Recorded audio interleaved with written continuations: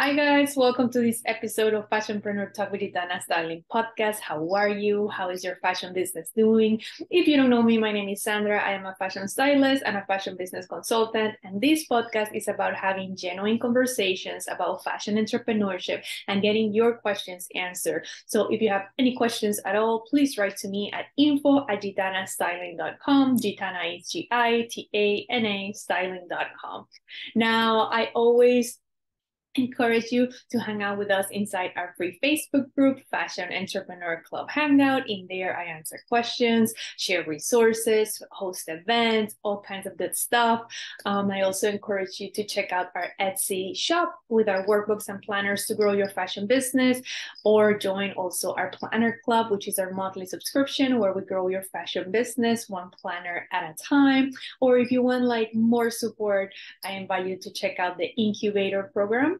It's 10 weeks with me working one-on-one on your business to get your business out there, market it the right way to get the results that you want.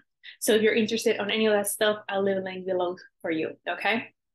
Now let's dive into today's topic. And today I want to talk about quarterly planning, okay? And I want to talk specifically about why quarterly planning works, okay? So there are many videos out there about business planning and how to do things. And I'm not here to tell you, this is the way that you should do it. I'm here to share with you my experience, what has worked for me, and share, the information with you. And then you decide what works best for you. Now, I do have to tell you that, lots of businesses and big businesses use this system, right? And that's how they plan everything within their world, and it works for them. And so if you don't know what I'm talking about, when I say quarterly planning, it's planning per quarter. A quarter is 3 months, okay? The year has 4 quarters, each quarter 3 months, okay? So let's say from January, February, March is 1 quarter, and then April, May, and June is another quarter, and so on and so forth. Right? We hear companies say Q1, Q2, Q3, Q4, those are the 4 quarters, right? And what they do is that the businesses plan everything around those quarters, their budgets, their sales, their events, all kinds of stuff. And this is what I'm trying to share with you, because this is something that I do in my business as well. Okay, and I'm going to share, like I said, why I find it helpful. Okay, so when we talk about planning and business planning, it can be about your sales, right? But it can also be about your content, about marketing, about anything happening within the business. So you can plan, your sales, what you want to accomplish in terms of numbers, and then plan everything around it. And then what you're going to do is you're going to give yourself 3 months, right? A quarter, to accomplish a particular task, right? So I think, 3 months, which is 90 days, right? Which is a quarter. It's enough time. It's a good amount of time to test things out, right? Because sometimes, we want to try a new strategy, or we took a class and we learned something valuable that we want to apply in the business. And, we try it a few days and then it doesn't work out, and then we discard it. Or maybe we try it for a week and it doesn't work out and we discard it. And, that might not be enough time. 3 months, a quarter is enough time to figure out, to gather data, to see if something is working or not, or at least if it's going in the direction where this could work for you, right? Or not. So it gives you enough time. That's one reason I really like the quarterly planning. The second thing is it gives you enough time to gather data to make changes. So if something is working out, you can amplify the results, right? Because you're paying attention, you're every week you're gathering information, you're following up and everything, and you're seeing the results, and then you can amplify the results if it's working out for you. And then if it's not, you can also minimize and say like, okay, I'm not going to do this. I'm going to do more of that. So it gives you enough time.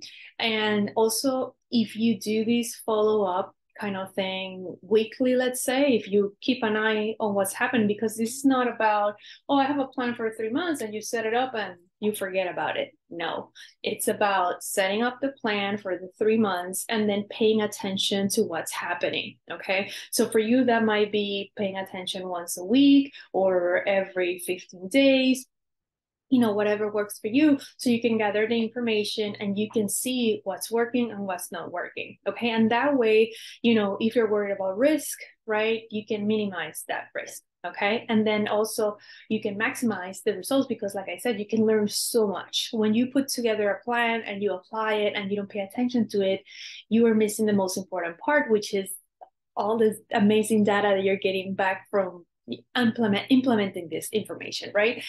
Putting it into practice. So pay attention. That's another important thing. Pay attention, gather data, and make sure that you're following up. But again, this amount of time, these 3 months, gives you enough, right, for you to look at the numbers and make changes to amplify or minimize. Okay. The other thing is it gives you structure, right? Like actual physical structure. You have 3 months, you have 90 days, you can plug it in the calendar, you can start dividing tasks, dividing roles, setting up dates, setting up due dates, right? And you can make it happen. You turn it into something that it's in the air, an idea that you have, into an actual plan, right? And when you actually start scheduling things in, you might realize, oh, wow, I do need more time, or I'm going to need more help, or I'm going to need to extend this, because sometimes we say, I'm going to do this in a month, right? In a month, and we underestimate, and the month goes by and you didn't do anything, or you did one thing, right? With the quarterly planning, with the 3 months, you're giving yourself enough time. And even if you're giving yourself enough time, maybe you realize like, wow, this is such a big project. I might actually need to do several quarters, right? Which is what the big businesses do. So you might finish a quarter of the project in 1 quarter, right? But again, you can measure things and you can keep, checking out the results. Excuse me. You can gather enough information. And that way, you can really know what's happening, and then you can plan accordingly. Okay. Let me grab a sip of my water. 1 second.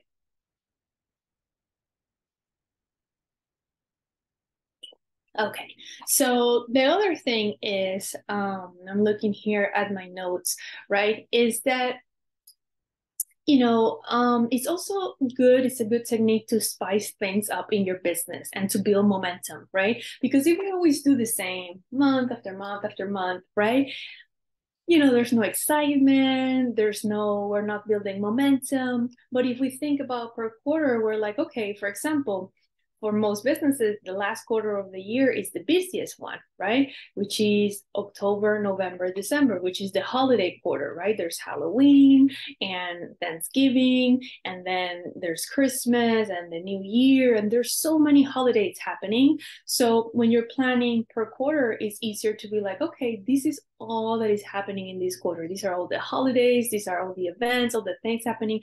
How can I take advantage of that and create a valuable offer for my customers?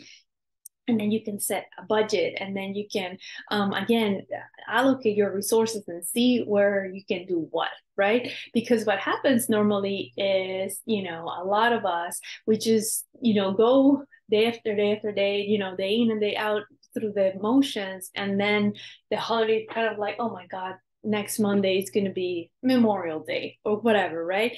And then you're like, here, like, what can I do? What can I put together? But if you plan in advance with 3 months, with your quarter, you already take care of that, like way before that, right? Which is the right way to do it, right? And don't judge yourself if this is not happening right now in your business. That's why you're watching this video, and I'm sharing this with you so you can start thinking in a different way, right? Of how can I make my life as an entrepreneur easier? How can I make my role as CEO easier? And planning. Planning is the answer to all of this stuff. Planning and taking action, of course.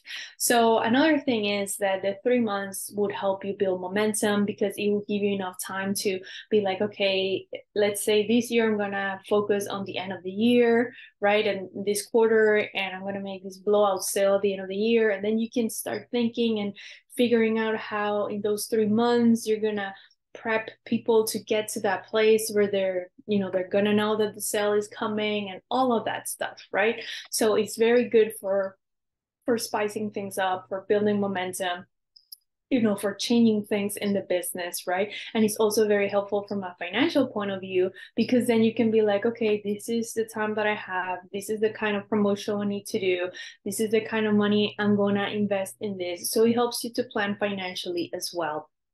This is what I'm going to spend on ads, and also, in terms of production, of course, you might apply this when it comes to the actual production of of your designs, right? So this is something you can apply to the business as well when it comes to the marketing, to the content that you're creating online, to have an online presence, right? Like I said, to everything else, it's not only the sales, but also the actual the marketing around those sales, right? The events that you're gonna go to network, all the things happening, the content that you're gonna create to attract your ideal audience, right?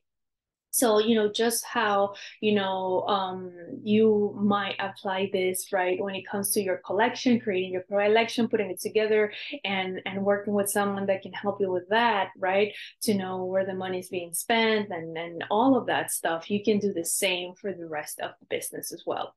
So my question to you is, do you quarterly plan right now? Or how do you plan? Do you plan month by month, week by week? How is that working out for you? Do you think maybe planning per quarter will be more helpful? Let me know below. And if you want to check out the quarterly planner for your fashion business, I'll leave a link below for you. And also, if you want to dive deeper in the incubator, we also talk about that in there. Let me know if you have any questions, and I hope that you enjoyed this video. Okay, and I will see you guys in our next episode. Okay, bye guys.